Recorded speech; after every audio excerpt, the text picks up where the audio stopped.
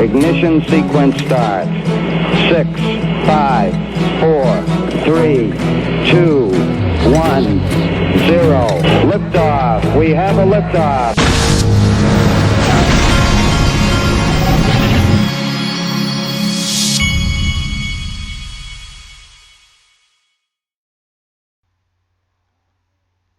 Hey everybody, this is the Digital Asset Investor. I'm having some coffee and I'm also having one of my favorite things that I only have during the holiday season, and that is praline. What do you call them? Praline pecans. I think that's the right way to say that. Basically, sugar and cinnamon coated pecans, and they are good. So, you hear me talking like this, it's because I'm eating a praline pecan. This is something I wanted to. With the cinnamon out there as low as it is, every time that I've seen everybody get negative in this space, I'm always reminded of when I was in the first bull run. I've described it a lot of times on this channel when I was actually cooking a turkey, and this market did that was back in about 2014, I believe. But I was smoking a turkey, and the market at that time, it was crazy. It was as crazy or crazier than what happened in 2017. And if you fast forward now to 2019, I read people on Twitter and different people saying things about how, now, since we've been in a 2-year bear market, this means that nothing ever is going to happen unless we have utility and this and that. Well, I can tell you, for 1,000% sure, as history is my guide, in the last 4 plus or maybe 5 bull runs, utility wasn't even present. And so the idea of, we must have utility or use in these digital assets or nothing's going to happen is it's not just silly. It's proven by history not to be true. Okay. So that, and the reason that comes out is because when people have 2 years in a bear market, and this is not our first 2-year bear market, it's happened before too. When people have time to get negative and to think like that, they begin to pontificate and they begin to come up with all the reasons why this time is different. Well, I can tell you 1,000% sure, this time is not different when it comes to what I continue to call the animal spirits of the market. I don't know what it will be, but and this time, because there is some commercial utility, it will be some combination of utility probably, but it will also be, and it might be much more, the speculative part of this and the markets themselves. And the other thing that we will have too, that we've had in every bull run and every collapse, is the presence of whales. They've been there since I started investing in these things in 2013. They were there in 2015, 16, 17, and they're there now. And they'll continue to be there. Whales are there in the stock market. We've seen many articles about JP Morgan manipulating the gold, the silver market, and different types of things like this. Whales will always be present in markets. There are always going to be people who can move markets one way or the other. But you will always have speculative waves in asset classes, because that is the nature of humans. It's how things work. And to take any of those things out of the equation, or to say that only one of them is going to be what dictates the market, is utterly ridiculous on its face. And history has proven time and time and again that all of these different things add to what's called a market, and it's just the way it is. And you'll always have whales that are manipulating markets, and I show you things on this channel all the time where whales manipulate markets, but it goes both ways, folks, and that's the thing. That's why when the markets are down, I see them as opportunities to buy more. But this is what I tweeted out today. This guy Ted Smith had tweeted this out.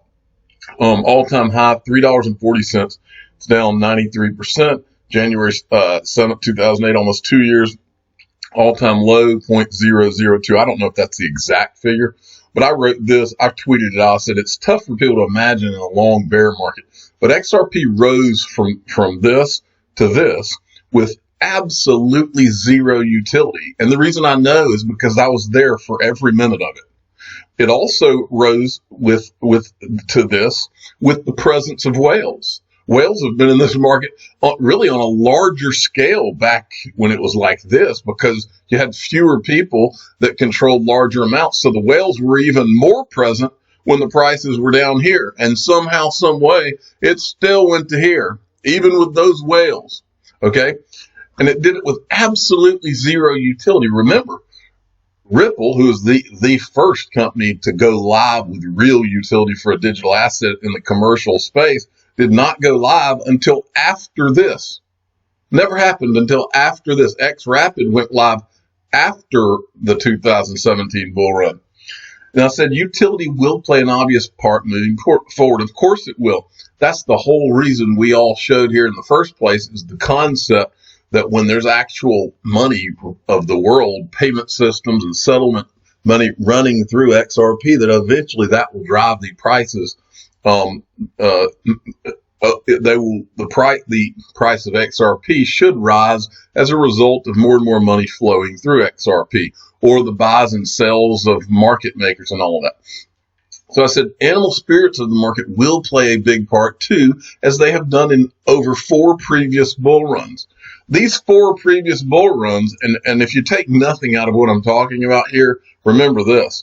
When the prices were like this back in, say, 2013, 14 or whatever, there were more whales in this market then because of the size of the market.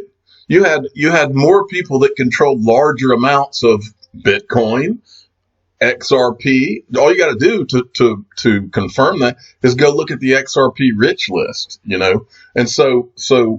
and that has happened over time. Now, like I said, whales are going to be there. Whales are there now. They're going to be there down the road. But that's in 4. We had 4, if not 5, major, and I mean just like 2017, if not bigger. We had 4 or 5 major bull runs since all this began, and all of them involved whales and speculation and retail speculation. And remember, here's another point that you should note. And I said it the other day. In 2017, which was the last bull run, they had to shut down exchanges because there were so many retail applications. Well, if whales were dictating what was going on there, then why were they? Was it whales filling out multiple retail applications? I don't think so. So you can see my point there. So I guess the overall is we're going to have more bull runs. It's just the way markets are like this. You're going to have more bull runs, and they're going to involve all of the above. They're going to, as we go forward, they're going to involve utility. They're going to involve whales. They're going to involve massive waves of retail speculation from these animal spirits. When your friends and family that have been laughing at you for all these years, all of a sudden say, oh, wait, they may have been right. I need to go buy some. That's when they all come to you and start saying, how can I buy some? That'll be back. It'll all be back. But you can't discount the retail animal spirits and speculation any more than you can discount the whales or discount what the utility is going to look like into the future. It's all a part of it. Okay, enough on that. Digital asset investor, another one of my tweets. Exactly, there was and I wanted to make this point too. This is from XRP Crow. I wonder what Bitcoin maxis say now. Banks holding their Bitcoin and ready to destroy their mantra.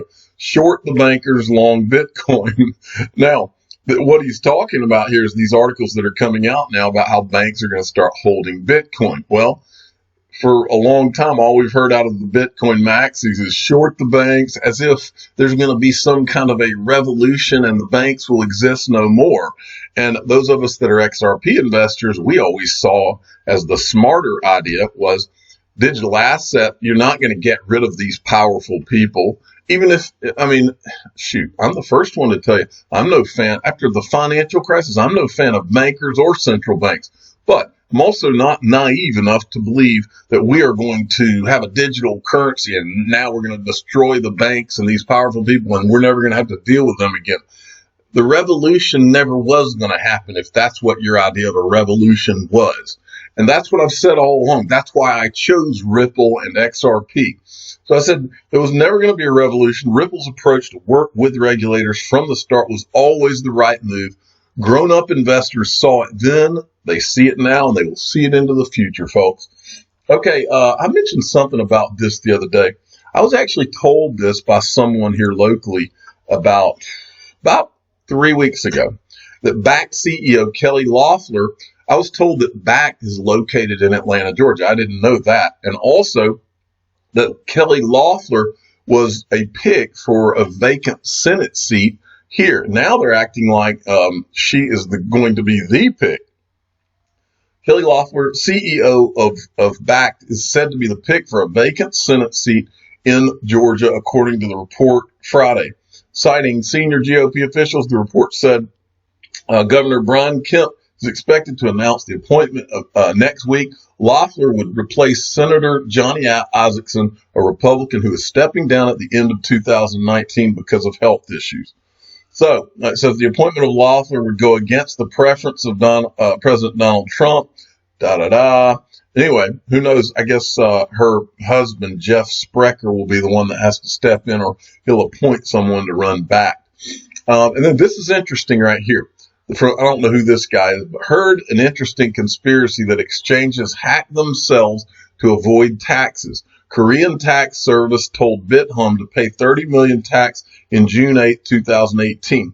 BitHum got hacked $35 million 12 days later. Upbit was ordered to pay $50 to $60 million tax in January 8, 2019. Upbit got hacked 50M today. And so, and I'm not saying that this is true about these companies. I'm just saying it's an interesting theory. And because we have seen some of these guys, and I'll drive the point home here when you look at this from Chinu Patel 29. This right here is from Michael at VAL5 Links. The International Digital Asset Exchange, IDAX, admitted the news that its CEO went missing, locking the exchange out of the cold storage wallets. And this is it's from this tweet right here. The exchange runaway, go broke. A well-informed source says IDAX platform trading system cannot operate normally.